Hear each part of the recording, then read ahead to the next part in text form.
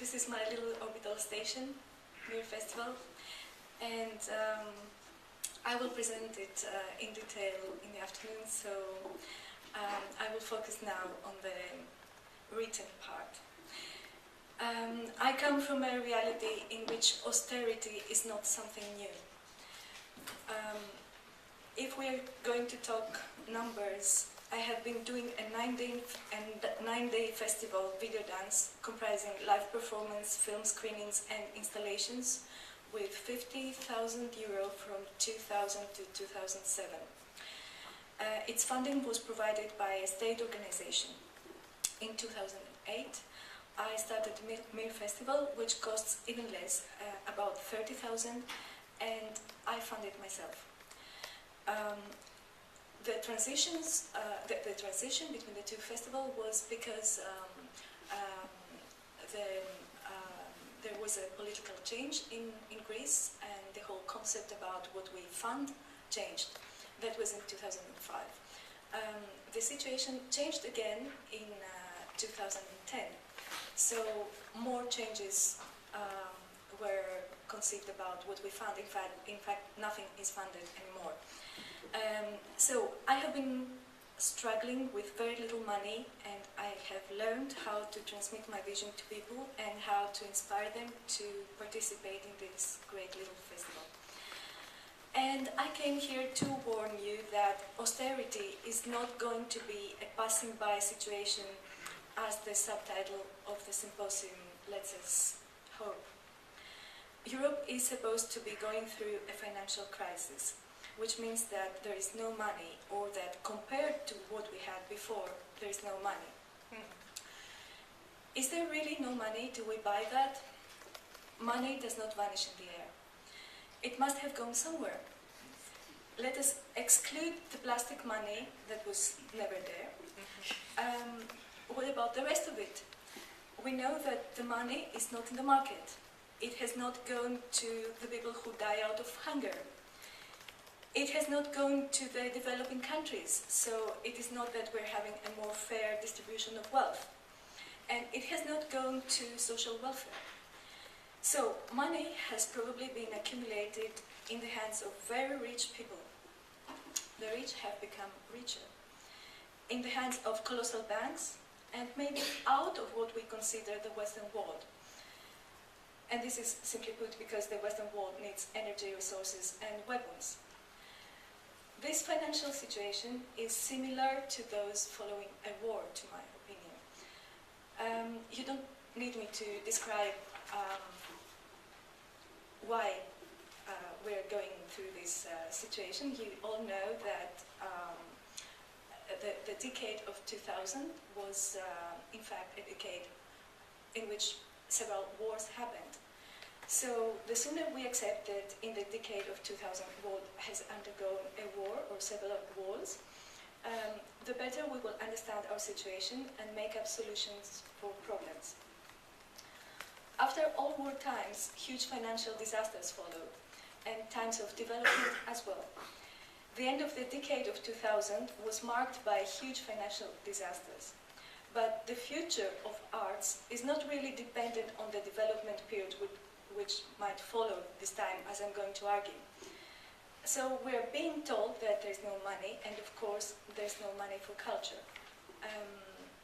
Of course, I'm not referring to the huge state-funded organizations which still draw and absorb huge budgets. We're talking about the cutting down of the budgets for the artistic initiatives, and above all for the development of contemporary art. So, why is there no money for culture? In fact, I think the question is, why should there be? What was happening up to now? Money for culture was provided both from the private sector and from the public sector. And now there's no money from either. As far as it concerns the private sector, it is easy to understand the mechanism. There's no money in the market, so the companies are less and less interested in investing money to advertisement. Up to now, the culture people had persuaded them that instead of paying an advertising company, it was worth to give the money to art, gain advertisement, gain a good social face, and on top of that, get tax releases. My personal opinion is that this was a solution which had an expiry date. If in the past 2 decades, cultural people were not able to establish a true relationship comprising education, knowledge, and real love for the arts in society, then it was expected that companies would consider art a very useless luxury. If we, culture people, accepted for so many years that art is seen as entertainment and confused with commercial entertainment, then I think we deserved what we get at this moment. Did we have the possibility not to let this happen? I think we would have if we were more conscious of what was happening at the time. But we all have to admit that this was easy money, and we were running after it without any real thoughts about establishing different kinds of relationships, without investing to explaining what art is about. I'm sure we all got in the trick to present numbers and use the managerial code to extract money. But art is not numbers. In fact, numbers is its weakest point. So let's see what has happened with the state money for culture. Tax releases, we were talking about, for cultural sponsorships, like subsidies for the arts, are something provided by the state. So it means that the state used to have an interest to invest this money in culture. And now it seems like it does not. I think that one of the most important experiences I had during my studies in Britain, I was doing an MA course in a postgraduate MA course in gallery studies in the Essex University, and exactly on that same year a book was published, and one of my best experiences was the acquaintance with this book. It is a book by Carol Duncan entitled Civilizing Rituals Inside Public Art Museums.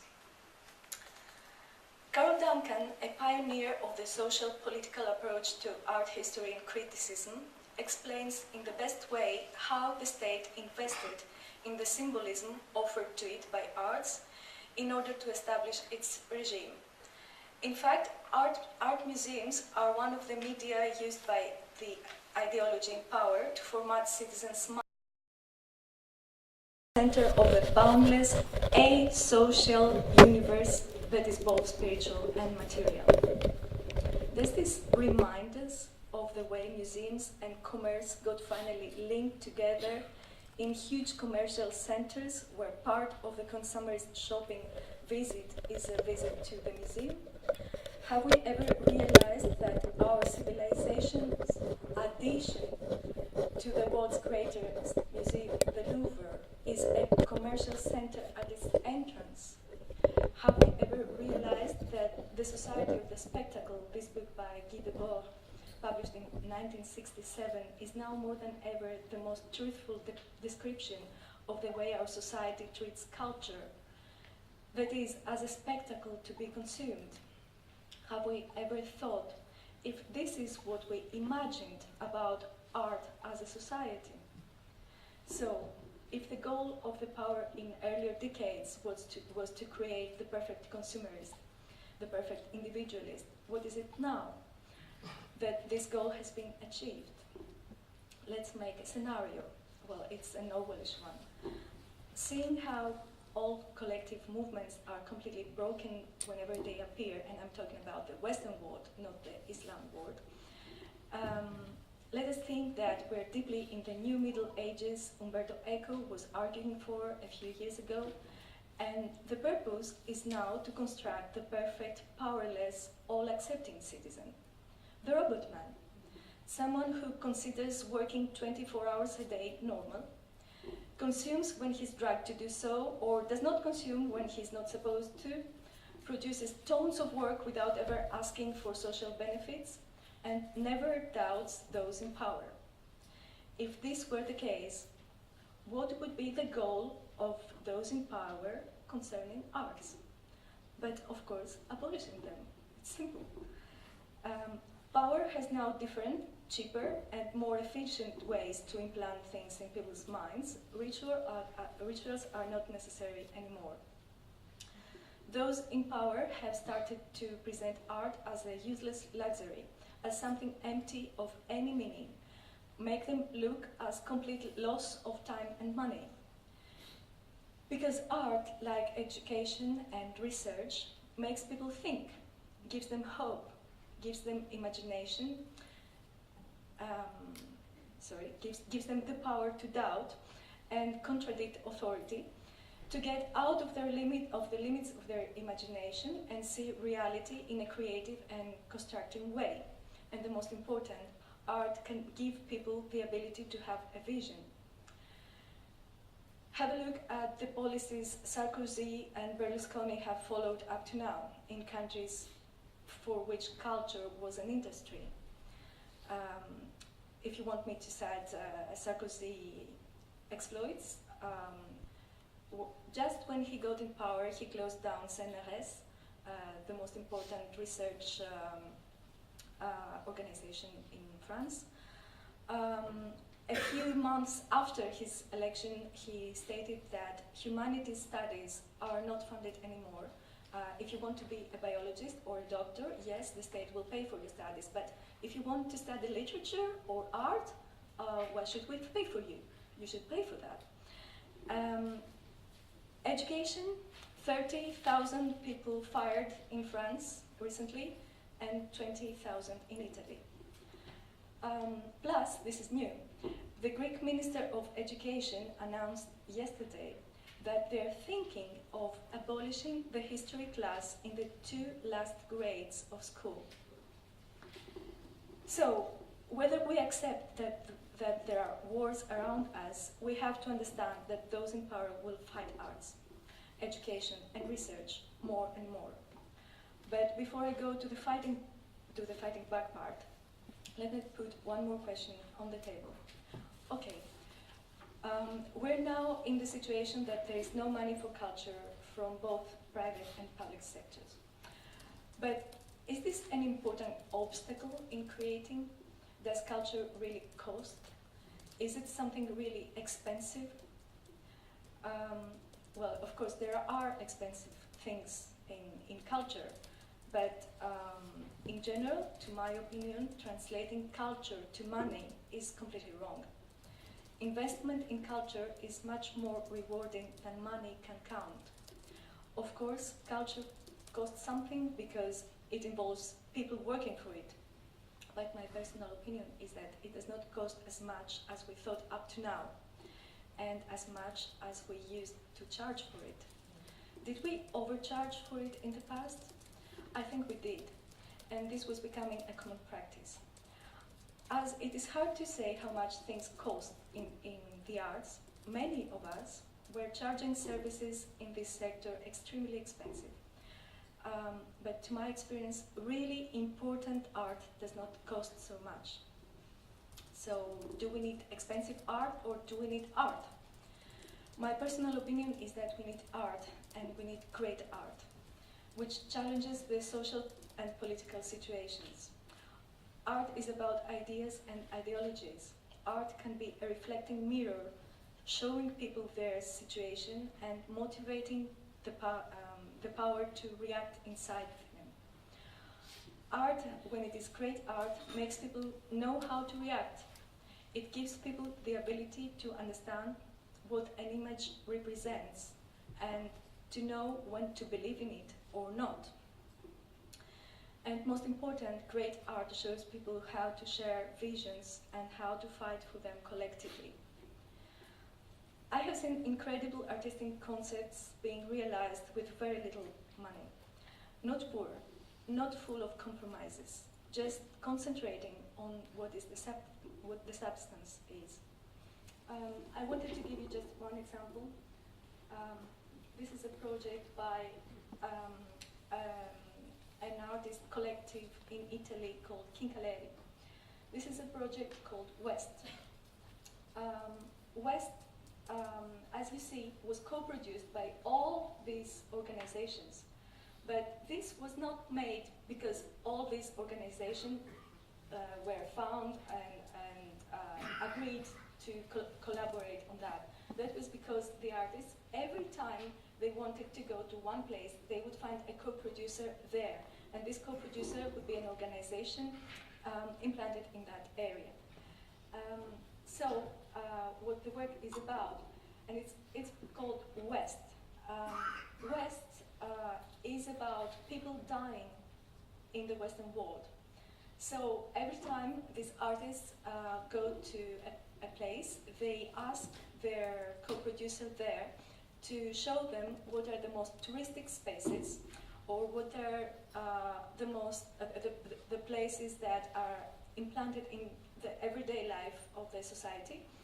And they go there, they set up a small digital camera, and they ask passing by people to fall in front of the camera as if they were dying. So after that, they go to the space where the festival or the exhibition is held, and they show on screens in an installation all the montage, all the editing they have made from all the other cities plus the new one. So we were the third co-producer, as you see. It's no, the first was Paris. Sorry, it was Paris, Amsterdam, and then Athens. And you can see here some photos. Doesn't grow up anyway. But you understand that all this falling of people in front of your eyes, it is at the same time tragic and at the same time very funny. So it's shocking and at the same time so truthful. I mean, people who are dying in the streets have increased incredibly in Western cities. I used to live in Paris, and when I went there a week ago, there were always clochards in Paris, and now it's amazing what is happening. They're everywhere. In Athens, we didn't have any. Before, like 10, 15 years ago, there were no people in the streets like that, and now it's full. So, yes, I just wanted to show this work, and I'll go back to that. So, in our situation, I think that concentrating to the substance, eliminating the unnecessary by ourselves before anyone does it for us in the first is the first thing we have to do. And let's go now to the biting back part. What can we do to fight back? I have, how many? 4 or 5 points. For me, political awareness of what is really happening to culture at this time is a huge weapon in our hands. The recognition of the dangers is partly what will save us. My point of view is not pessimistic, it is realistic. If we admit that we are at war, that we need synergies, coalitions, and collaborations, everybody knows how useful they are. The most important is to understand that only if we work united, we will have results.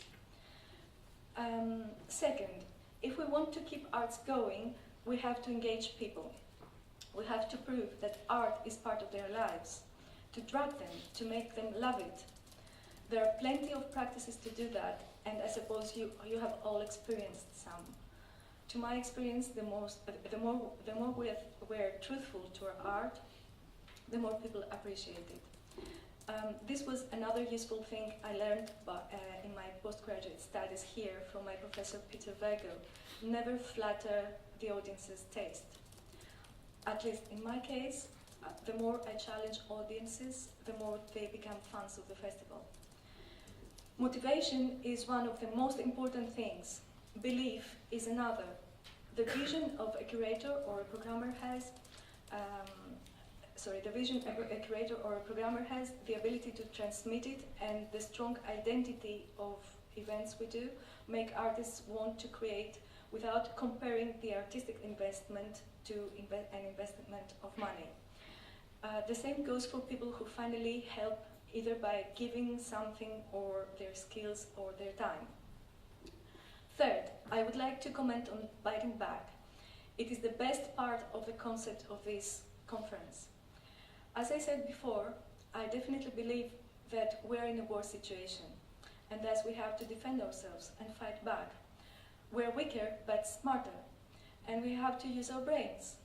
We have to invent strategies inspired by guerrilla war. I'm one of those who are pro-guerrilla for the arts. Corrupting systems from the inside is one of the most fruitful methods ever used in the history of structures. I'll use a personal example. In 2008, a National Center for Theatre and Dance was founded in Greece. I had the chance to be in the steering committee for the dance. We were very lucky because we were 7 people with appropriate backgrounds, which is rare in Greece. The common practice is that the wrong people are in the wrong places. So we were 7 people who loved dance and wanted to do something good out of the opportunity which was given to us. We changed the system of production funding from prizing an already presented piece to a proposal-based system. We established a fund for choreographic research, which didn't exist in Greece before, a fund for touring, and for the first time we established the possibility for a choreographer to apply for funding instead of a company.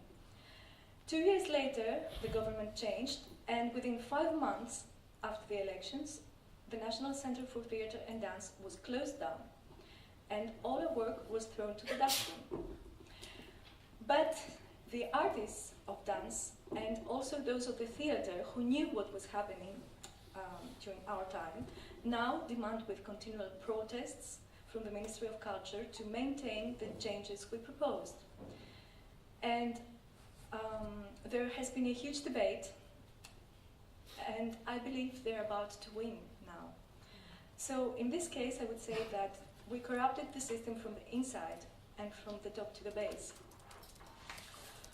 4, then I think we have to change our perception about the relationship between art and money. We have to turn it upside down, starting from the things we really want to support and to do, because there is an important reason to do that, and then finding the way to do them, not obligatory the money to do them. We have to see things from a different point of view. This is why gatherings like this are so important and of such an incomparable value, because we need exchange, collaboration, and above all, coalitions. Many say that what we have to do now is that we have to do our best to keep things going, having in mind that the financial crisis will be over someday and money for culture will be back. I do not believe that. I believe that we have to change our perception about financing the arts forever. The political world has changed its perception about art, and we have to do the same in a different way. Entertainment is one thing, part of a capitalistic society's concept of leisure, but art is something different. Art is what feeds our brain to keep thinking. Art is what gives us a clear view of the world. Art is what we do for ourselves and what we do for our world. We have to understand that if there were things we were doing wrong, we have to admit them. And we have to understand where is the substance and concentrate on that to shelter it, to protect it, and keep it going. Of course, artists should be paid and live on their work, but I think we can reduce a lot of intermediate services between the work of art and the viewer, which were overcharged, and we can all go back to reasonable payments. Having to work with a tiny budget for many years has taught me how to find ways to overcome everything.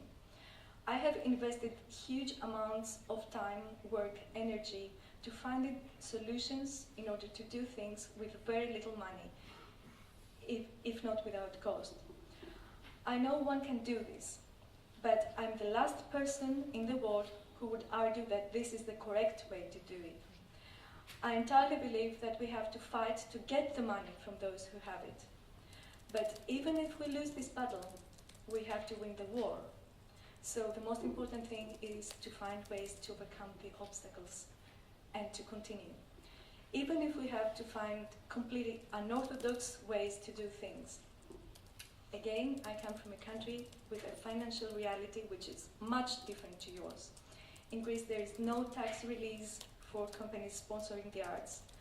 Well, there have been some legislations enabling this for a short time, but they're abolished now.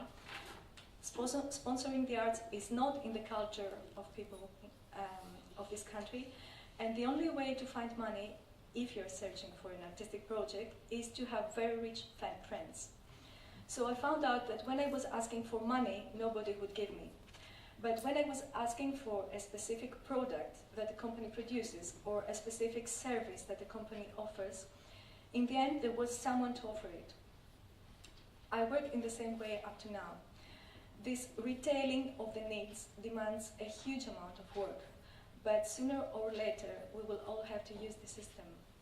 And if I managed to do Mir Festival in 2010 crisis hit Athens with so few means, it means that many things can be produced even in times of austerity. Thank you for inviting me and for listening to me.